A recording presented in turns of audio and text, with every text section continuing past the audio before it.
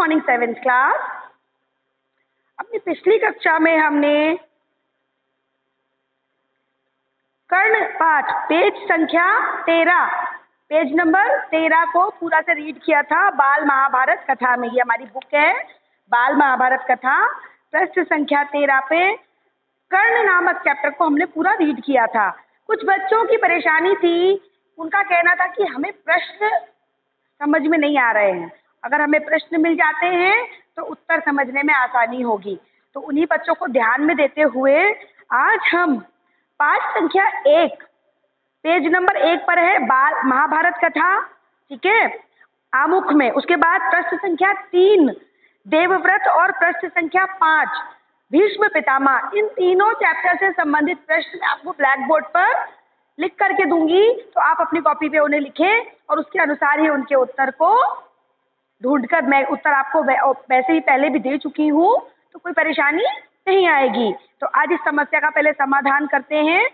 जो हमारा समस्या क्या थी कि हमें प्रश्न नहीं समझ में आ रहे हैं, तो आज मैं ब्लैक बोर्ड पे आपको प्रश्न लिखाऊंगी, मेरे साथ साथ लिखते हुए चले और उत्तर मैं आपको इनके पहले ही दे चुकी हूँ। शुरू करते हैं।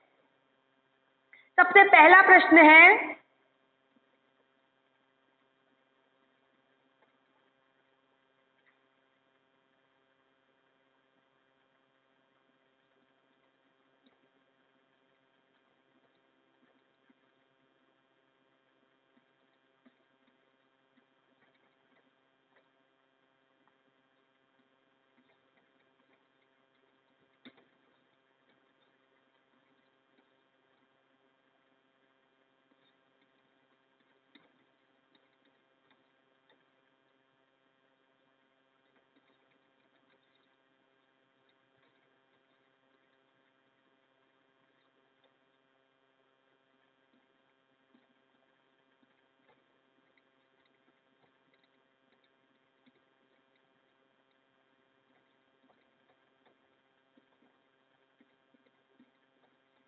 तुम्हारे विचार से शांतनु ने गंगा को क्या वचन दिया होगा? ये हमारा पहला प्रश्न है।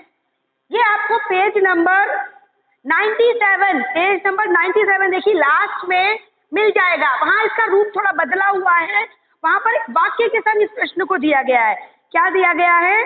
गंगा ने शांतनु से कहा, राजन क्या आप अपना वचन भूल गए हैं?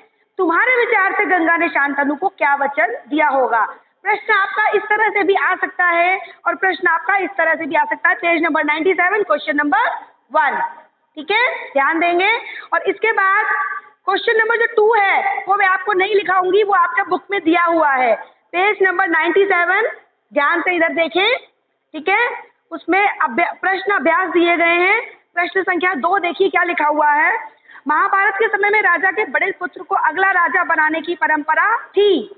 इस परंपरा को ध्यान में रखते हुए बताओ कि तुम्हारे अनुसार किसे राजा बनाया जाना चाहिए, युधिष्ठिर या दुर्योधन को? अपने उत्तर का कारण भी बताओ। ये प्रश्न आपका संख्या 2 जो कि किताब में पेज नंबर 97 पर दिया हुआ है। तो इसे मैं नहीं लिखवाऊंगी, आप बुक से इसको लिखें, ठीक है। पहला प्रश्न ये है, दूसरा प्रश्न आपको किताब में दिया हुआ है। आगे बढ़ते हैं।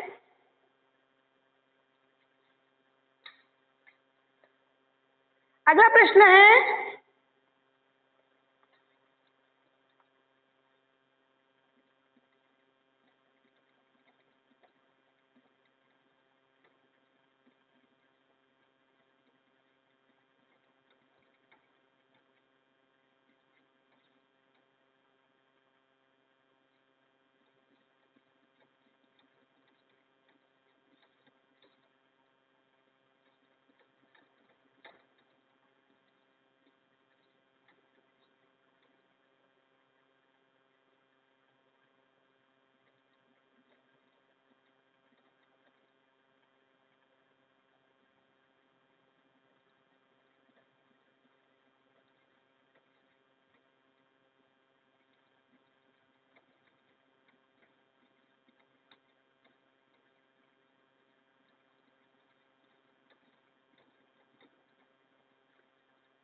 किसने राजा शांतनु को अपने सौंदर्य और नव यौवन से मोह लिया? प्रश्न अपनी कॉपी पे नोट करें।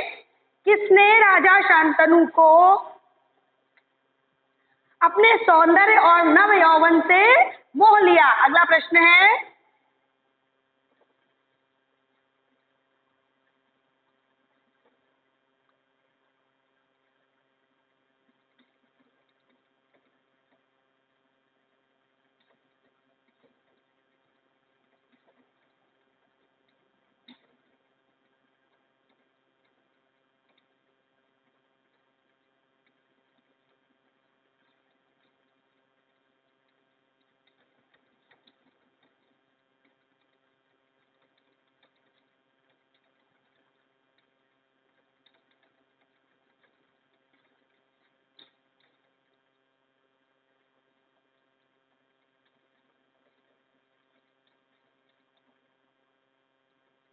पैदा होते ही गंगा अपने पुत्रों के साथ क्या किया करती थी?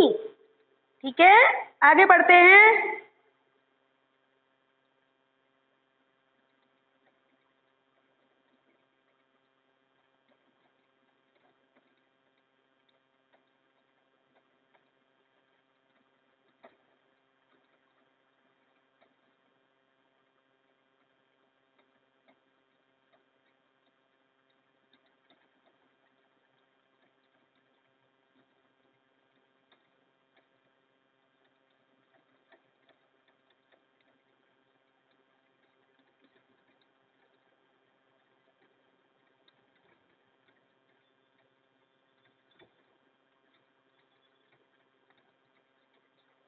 गंगा राजा शांतनु को छोड़कर क्यों चली गई? ठीक है,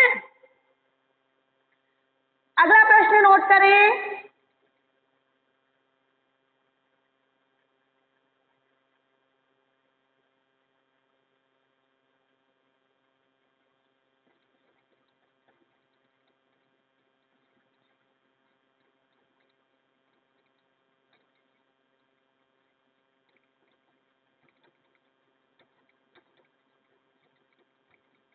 भीष्म पितामह कौन थे?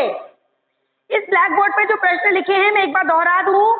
तुम्हारे विचार से शांतनु ने गंगा को क्या व्यसन दिया होगा? किसने राजा शांतनु को अपने सौंदर्य और नवयौवन से मोह लिया? पैदा होते ही गंगा अपने पुत्रों के साथ क्या किया करती थी? ठीक है, गंगा राजा शांतनु को छोड़कर क्यों चली गई? भीष्म पितामह कौन थे? ये आपके प्रश्न हैं, सभी आप नोट कर लें। मैं ब्लैक बोर्ड क्लीन कर रही हूं।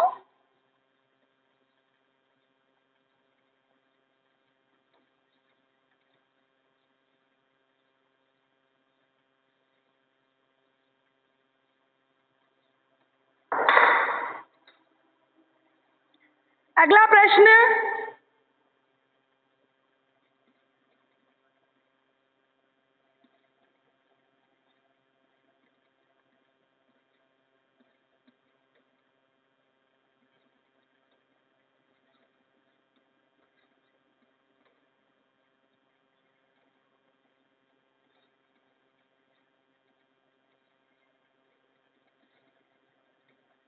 देवव्रत के गुणों का उल्लेख करो। आगे बढ़ते हैं।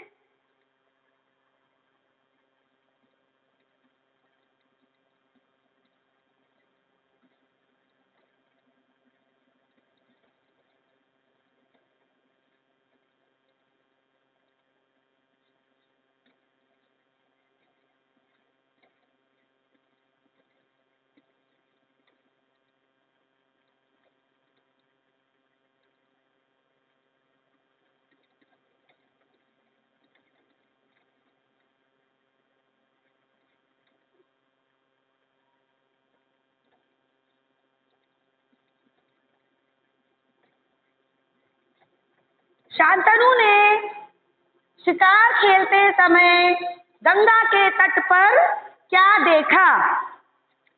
आगे बढ़ेंगे।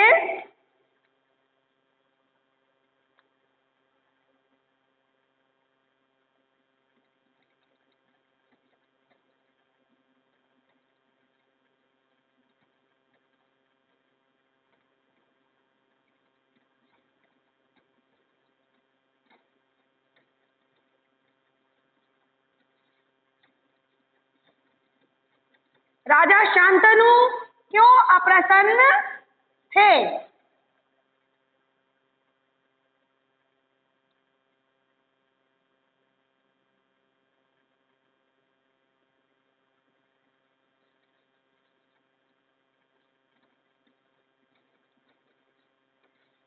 राजा शांतनु क्यों प्रसन्न थे? ठीक है, उनकी प्रसन्नता का कारण बताना है।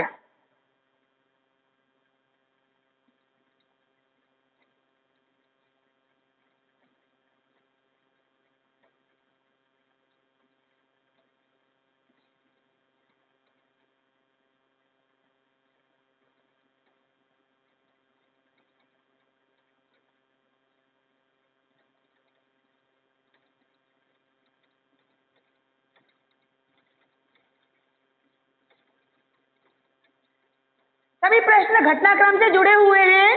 राजा शांतनु ने यमुना तट पर क्या देखा? आगे बढ़ते हैं।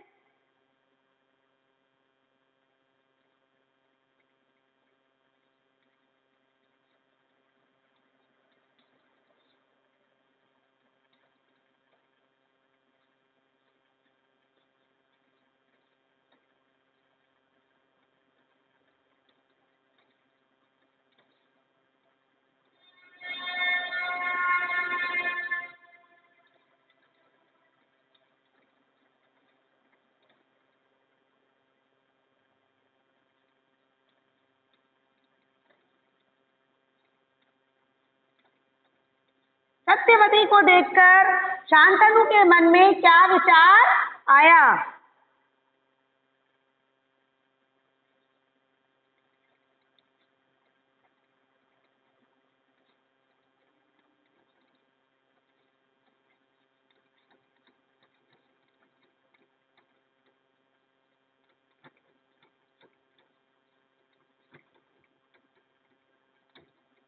केवट राज की क्या शर्त थी? ठीक है, प्रश्न एक बार दोहरा देती हूं आपके लिए।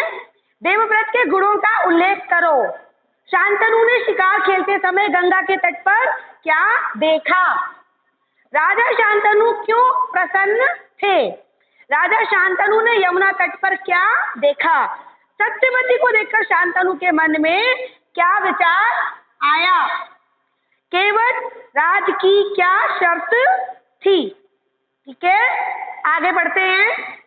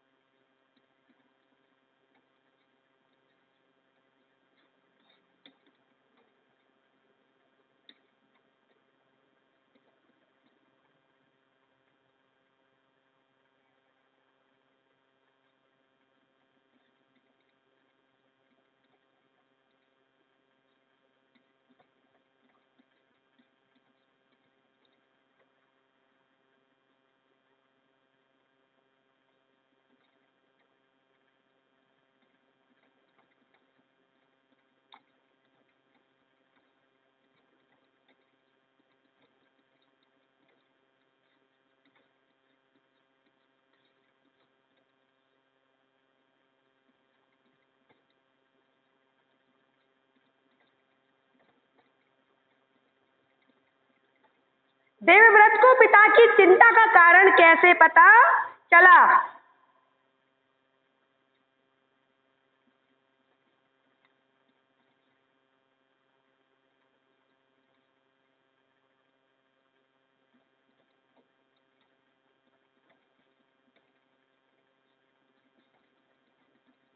देवव्रत का नाम भीष्म कैसे पड़ा?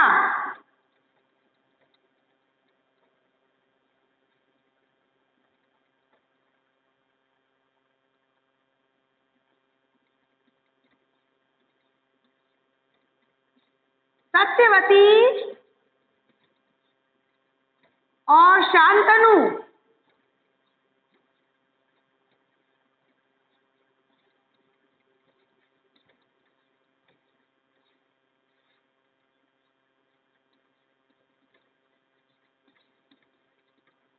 के कितने पुत्र थे?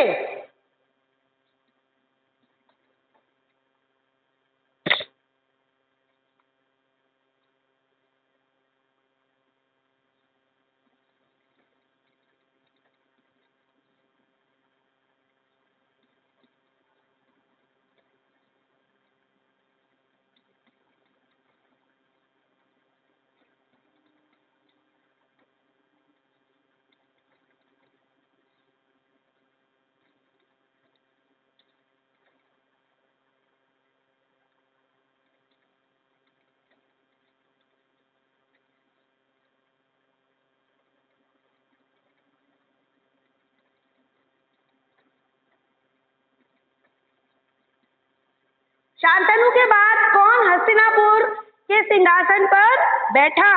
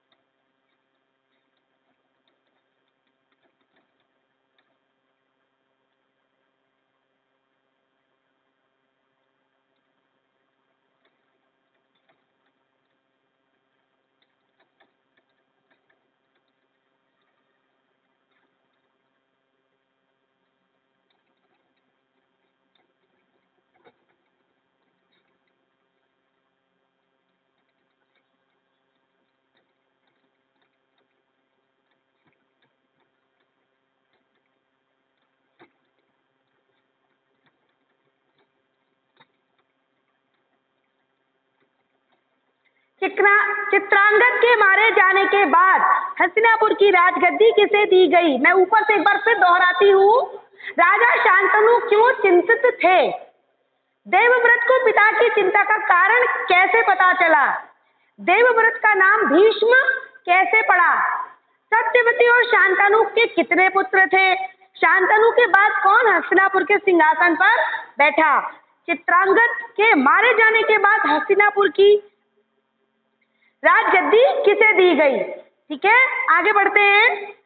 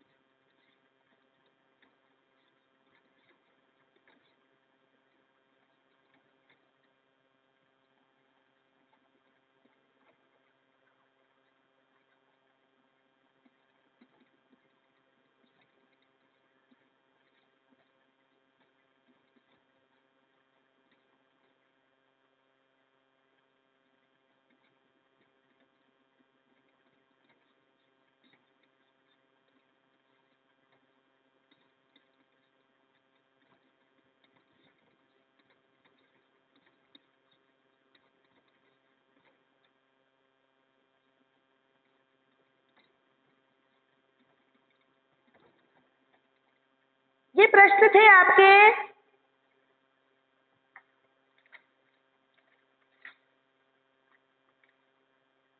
प्रश्न संख्या 1 और 2, 3, 4, 5, 6। प्रश्न संख्या 1 से लेके प्रश्न संख्या 6 तक जितने चैप्टर आए हैं, कौन कौन से? सबसे पहला है आपका महाभारत कथा, देवव्रत और भीष्म प्रतिज्ञा।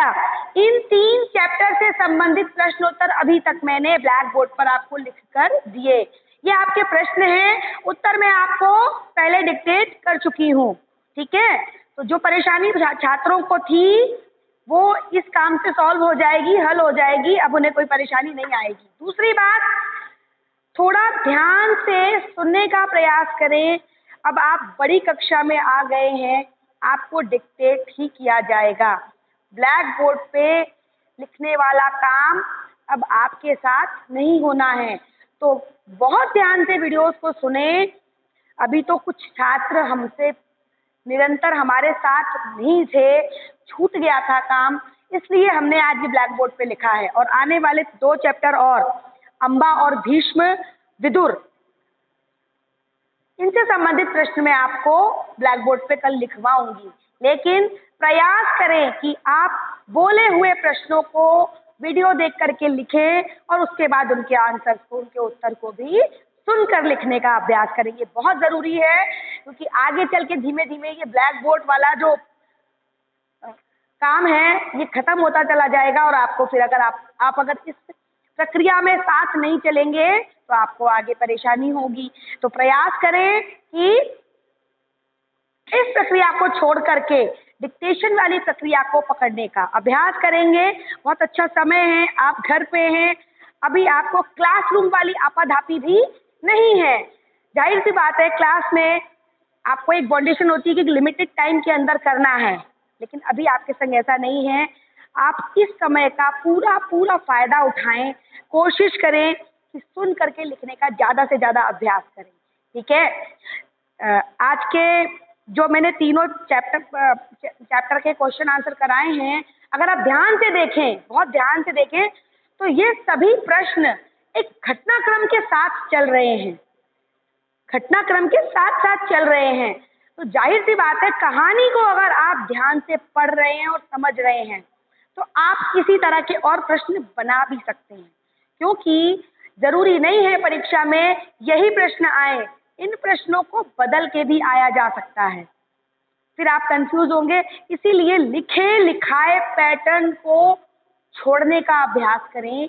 प्रयास करें कि किसी एक पंक्ति, किसी एक पैराग्राफ, किसी एक पाठ से खुद प्रश्न बनाने का अभ्यास करें। आप देखेंगे एक समय ऐसा आएगा कि जब आप लगातार प्रश्न बनाने लगेंगे तो आपको कहना नहीं पड़ेगा कि ये आपका प्रश्न है, प्रश्न आपके पास हल होंगे। और जब इंसान को उत्तर तब मिलते हैं जब उसके पास प्रश्न हो। आप पहले प्रश्न तो बनाएं। अब आप उस उम्र पे आ गए हैं, उस स्टेज पे आ गए हैं कि अब आपको प्रश्न बनाने हैं। जब आप प्रश्न बनाएंगे तभी उनके उत्तर ढूंढ पाएंगे।